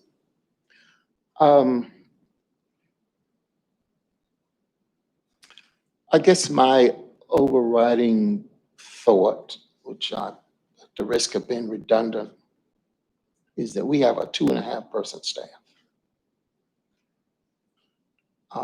I am sensitive to the fact, not just the notion, that they are working hard and they've got more work to do between now and November because of all the special circumstances. And to overload the staff, if we're gonna have another person and make a purchasing agent out of that person and send out bids, then that's something else. But James, all we asked for was a list of the forms that are non-essential. and then Michelle can do that. I can do and we'll that. do that. At that point, then we'll discuss that later. All I asked for is that, I agree with Sandy. I'd like to see the list, what's on it, how many, okay? And maybe talk to one or two people just casually. Could you do this? And see what happens. Well, I don't think you want to take it to that step. I mean, if we're gonna open this up and make it a formal process, I mean, me talking to a buddy over here is not the way to Yeah, we go. have to be careful. That's not the way to go. Well, okay, let's get the list and figure out what to do with it from there. They don't have to do anything except generate that list. Yeah, which is I mean, someplace. this stuff isn't rocket science. They do it all the time. And I've gotten all kinds of printing done through locals down here. I think each of us have. I know I have. It's not the question of whether it's Rocket staff. We've got a 2.5-person staff. And trying to now make them, in addition to everything else they've got to do, purchasing agents with the possibility, not the certainty, that we can save $1 or $2 is just, I mean. The bids would be the deciding factor. So they're not purchasing agents. Dustin is the person. Well, that's not the present that's not the way that operates currently. Dustin doesn't do this purchasing for this board. None of it. But he will run the bid process. You don't know that. I do know that. I've got it in writing because I asked him, how do we do this? Let's You want to get- share that let's with get- the rest of us? Let's get the everything list. together Okay. and Let's discuss it get- at the yeah. next meeting. Please, right. Yeah. Let's get the list, see what it looks like, how many, I'll have the list at the next meeting. that's fine. Okay. That's all we ask. Yeah. We didn't ask you to call, write, nothing. We just asked you to make lunch, that's all. Okay, new laws for 2020 election. I'm not quite finished. Oh, I'm sorry. Sandy. So the last thing on my list, our list, is, we've looked at, what I call table guards and some people call sneeze guards, and looks like most people refer to it as sneeze guards. In front of you is a, Did you get them? oh, they didn't, okay.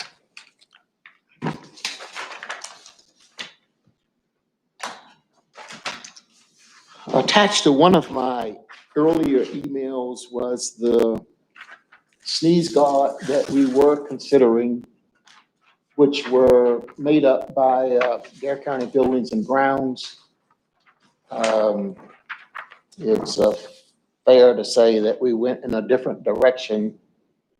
And this is a sneeze guard, 36 inches by 36 inches, sit on the table, that we are recommending. If you haven't been in Michelle, in the Board of Elections office, you'll see the one that the county came up with, which was using PVC pipes and plastic. But anyway, this is the one that we are recommending.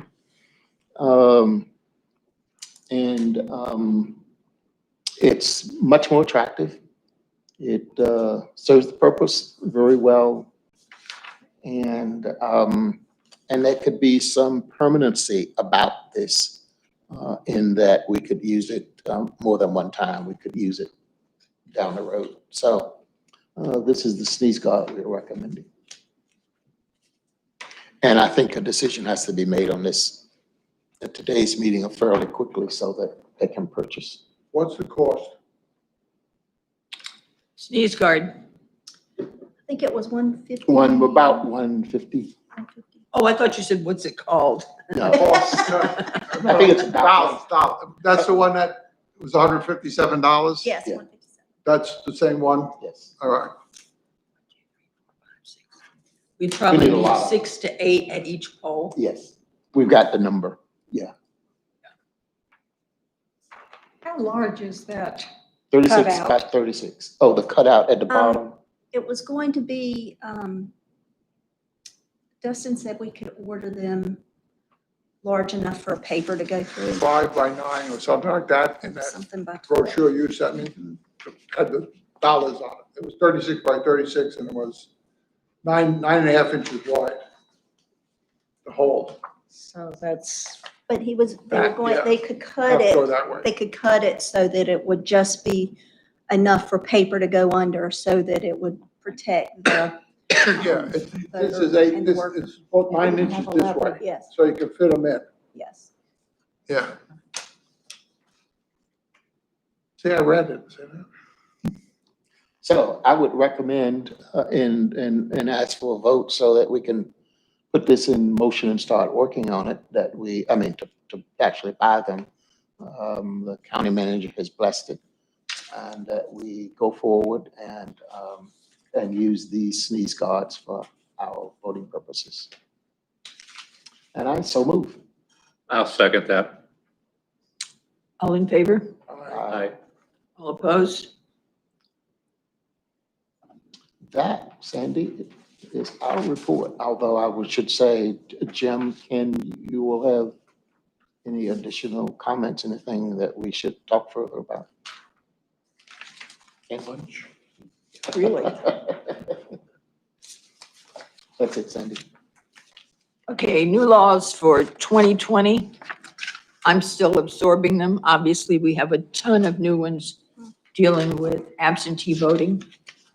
There's some changes to the student poll worker thing. There's money available to help pay poll workers. It's 25,000 for our tier county.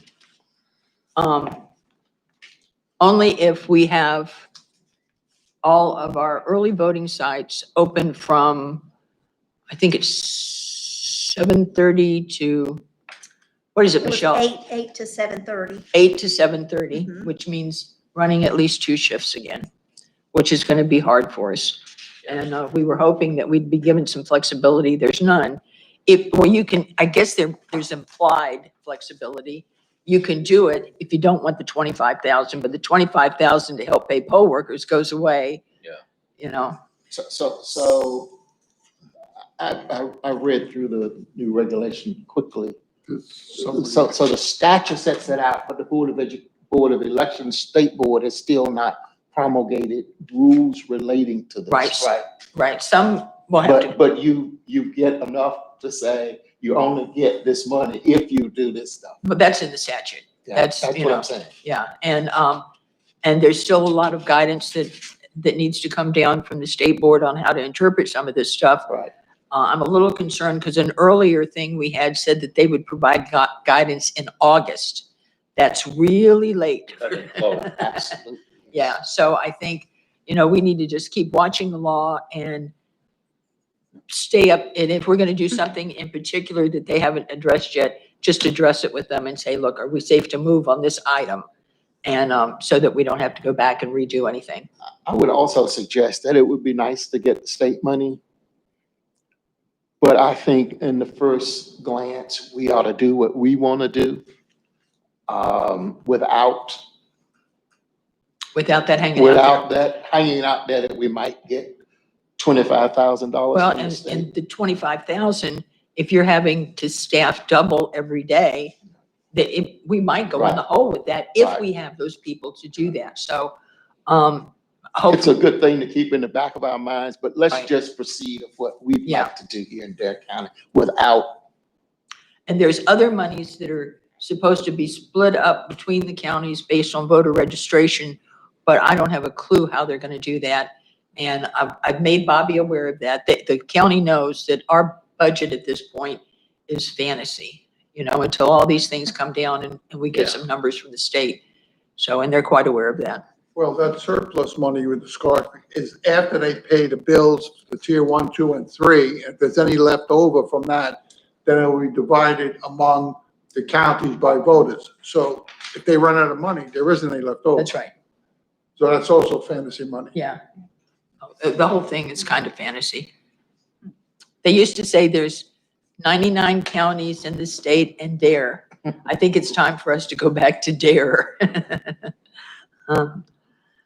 Okay, let's take, Can we take a 10-minute break? that's what I was gonna say. Good. Um, No, we're fast. So we're taking a break.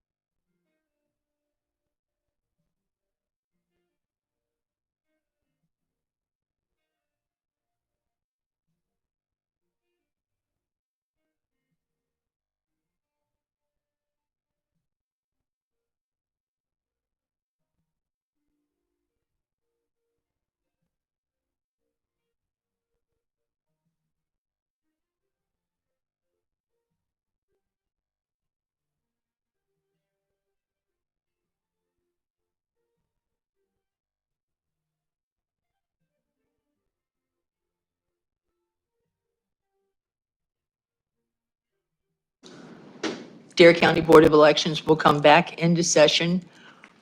We will now go into closed session for a personnel issue. Do I hear a motion? I make a motion to go in closed session. Second. All in favor? Aye. Okay, bye, Pam.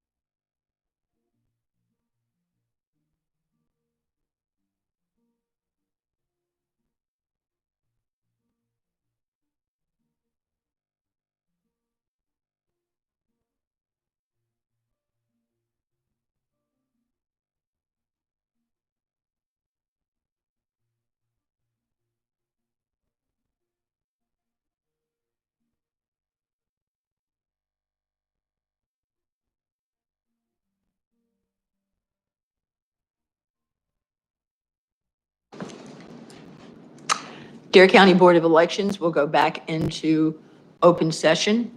There were no decisions made in closed session. Does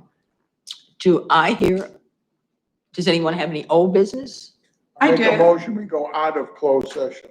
Make a motion to go out of closed session. We make a motion to go into open session. All in favor? Aye. Just 1 second. This is old business. I'd like to know the outcome of Cofield's complaint that was filed. Was it filed? And what was the reaction?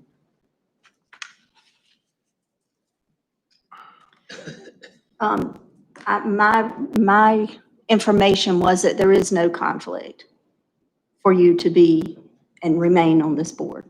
Oh, good. All right. Let's, just for the record, there is no conflict. There's no reason I can't be on this board. Thank you. But I thought you just sent it to them this morning.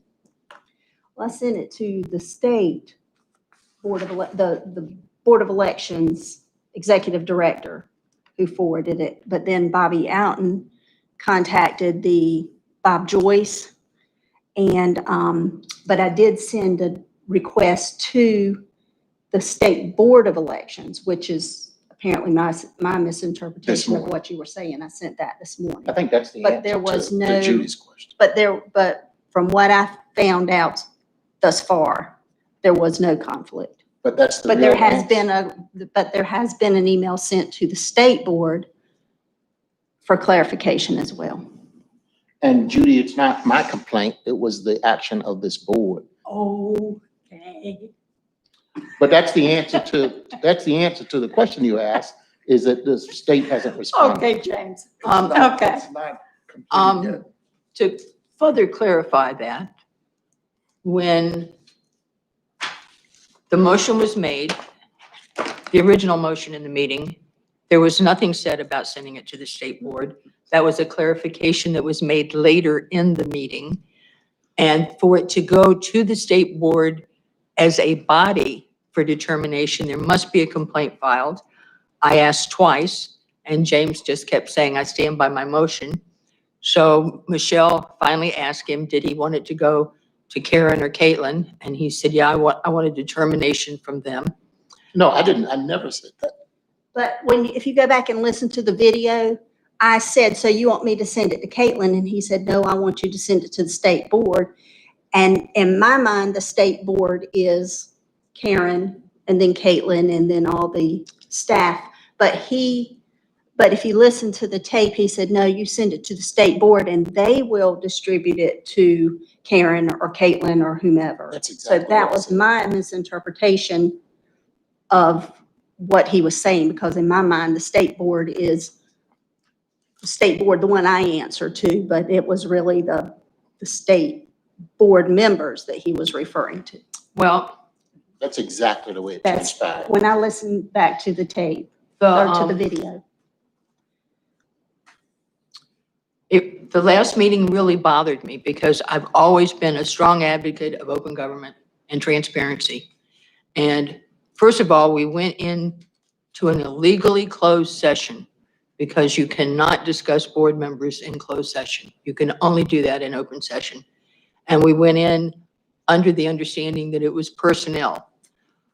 When we got in there and the allegations started being made against Judy as far as conflict of interest, I know the law well enough to know that she wasn't in conflict of interest, but I was very confused about the whole thing because it all seemed to go back to her position with the League of Women Voters, and yet the person making the most noise is an officer with the League of Women Voters, so that was kind of confusing to me. And then finally it dawned on me that we're discussing board members in a closed session. And I tried twice to get the conversation shut down. They refused to stop talking. So I called Bobby out and left a message and said, please come down here as soon as you can. Bobby Outen came in, gave us some answers, and that would come under attorney-client privilege. The privilege to that is ours, not his. We decide what to hold as privileged. We can change our mind on it whenever we want. Following that meeting, we received 2 emails from Bobby. And after we received those emails, I contacted the board and I said, these emails exonerate Judy. I think that we should release them because I'm getting calls. I blind copied everybody so that we wouldn't get a thread going. And if there had been any interest at all in doing that, I was going to call a meeting to get that done because it's unfair to leave those kind of allegations hanging over her head. I immediately heard back from James, who said, no, I stand by my motion. Well, there wasn't a motion left hanging out there that hadn't been satisfied. The part about when we came out of closed session, I announced that we had conferred with our attorney, which we had, but even that portion was not right because we never announced that there was going to be an attorney in there. And because I didn't know, nobody knew at that point, but it was a very bad situation. I think it's very unfair to make allegations and leave them hanging out there when you have other information that exonerates the person and makes it clear that they're not guilty of what you're hanging out there. For over a year, I have sat in meeting after meeting after meeting, being accused of things and not being given an opportunity to defend myself. And I'm not going to get into a food fight in the middle of a board meeting, and it has got to stop. So I could go ahead and tell you what the attorneys told us, but I won't do that out of respect for the board. The worst that would happen to me is that somebody would slap my hands. But I don't think that's the way open meetings law should be viewed. I talked to my personal attorney on this, who's represented me in several cases on open government issues in court. And the only way to mitigate that first part where we should not have been in there listed as a personnel issue is if we went to court, we were sued, then that's what the judge would order us to do, is to say, okay, what was said during there? Plus it would cost us money because we'd have to pay the other person's attorney's fees. So I would hope that we put an end to this.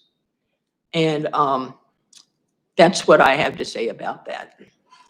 Well, I think it's unfortunate, but that you said all of that, and I was comfortable saying nothing, but you made certain allegations and suggestions that don't bear with the facts. One, when you sent an email that you suggested about Bobby Alton, I responded saying that you were trying to subvert the open meeting statute. That's right, you did. But you didn't say that a couple minutes ago when you said how I responded, did you? No, you didn't. Two, there were not allegations about Judy. There was a discussion of, and I don't want to go into, they weren't allegations. And the issue was conflict of interest. But you have twisted in your iteration of that you just went through to shape your narrative of what happened. And that's common with you. I mean, you always do that. But I mean, the rest of us understand that. And it is what it is. And that's how, one of the ways I responded to your email. And I specifically said that you were trying to subvert the open meeting law and that you knew better. You certainly did. And I had the email printed out because I wanted to read it into the record today. Because when Excuse me, this is getting to be a cat and dog fight. The question came up.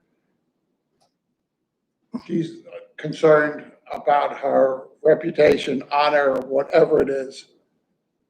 The rest of you guys, until everything is final, let's just let it go. If you want to bring it up next week, I'm more than happy to listen to it. But at this point, I would like to adjourn our regular meeting. I second. all in favor? Aye. Aye. Goodbye, Pam.